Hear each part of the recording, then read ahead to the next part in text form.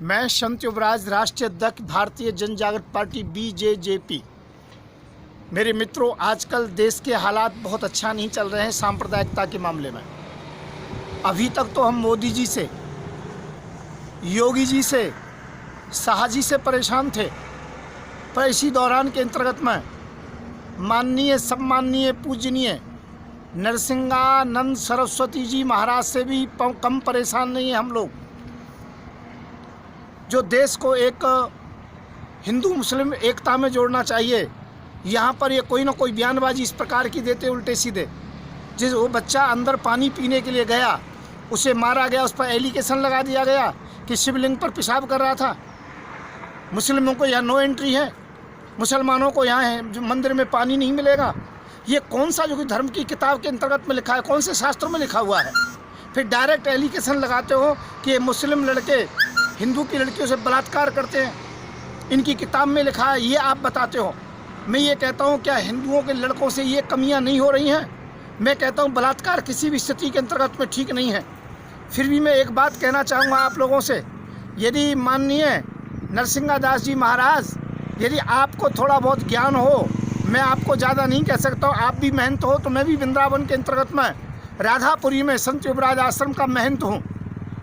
मैं एक बात कहना चाहता हूँ, आप बलात्कार की बात कहते हो कि उनके धर्म की किताब के अंतर्गत बलात्कार लिखा है और हमारे किसी धर्म की किताब में नहीं है। अरे मैं ये कहना चाहता हूँ, देवताओं के सबसे बड़े राजा इंद्र हैं, इंद्र ने क्या अहिल्या के साथ बलात्कार नहीं किया?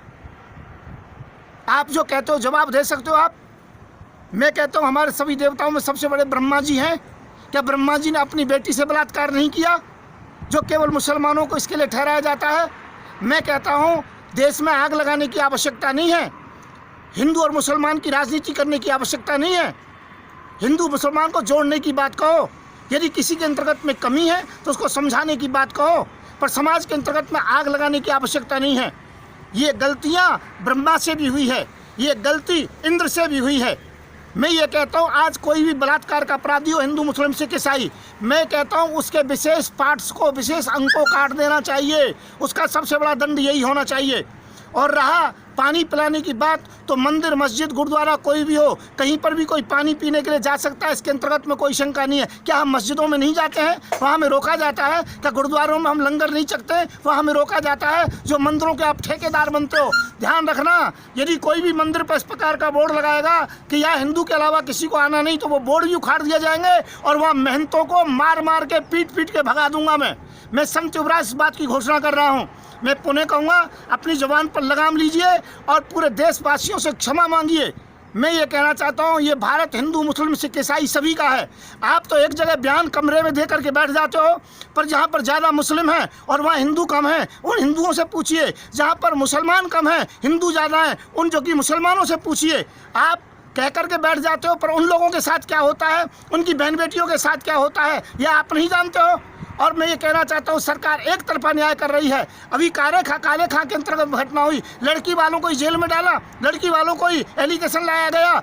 अरे जहाँ हिंदू मुसलमान की बात ना लेकर के केवल संवैधानिक बात कीजिए, पीड़ित पक्ष का साथ दीजिए, और सदैव लड़की का पक्ष जो होता है पीड़ित होता है, चाहे वो हिंदू हो चाहे मुसलमान हो। फिर नरसिंहादास जी, मैं आपसे कहूँगा, अपनी जबान पर लगाम लगाना। मेहनत होंगे आप जैसे 500 मेहनत देखे गए हैं, परंतु देश को तोड़ने की कोशिश की तो मैं संत युवराज आपको माफ़ नहीं करूंगा। मैं संत युवराज, देशवासियों, इस वीडियो को ज़्यादा से ज़्यादा देश की एकता अखंडता के लिए फैलाएं, क्योंकि यहाँ पर ये देश हिंदू मुस्लिम सिख ईसाई सभी का है, सभी ने इसमें शहादत दी है। तो मैं संत युवराज पुनः कहूँगा, शांति से रहें, भाईचारे से रहें, पढ़ें लिखें, आगे बढ़ें, और जो कि यहाँ पर देश को आगे बढ़ाएं, देश को हिंदू मुस्लिम की राजनीति के अंतर्गत में न झोंकें, न बर्बाद करें। मैं संत युवराज, राष्ट्रीय अध्यक्ष भारतीय जन जागृत पार्टी, मेरा नंबर 9927404606। जय हिंद, जय भारत।